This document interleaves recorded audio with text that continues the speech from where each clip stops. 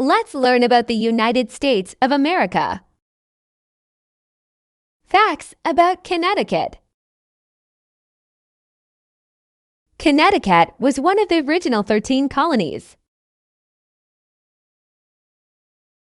The capital of Connecticut is Hartford. Its nicknames are the Constitution State, the Nutmeg State. Well known for finance, insurance, real estate, healthcare, and engineering. It has 8 counties.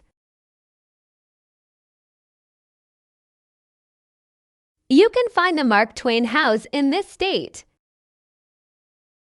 Yale University is also located in Connecticut. Connecticut had the first color television. Connecticut's state bird is the American robin.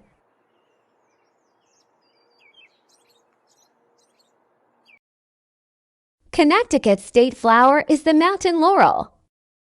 Hope you enjoyed learning about this state.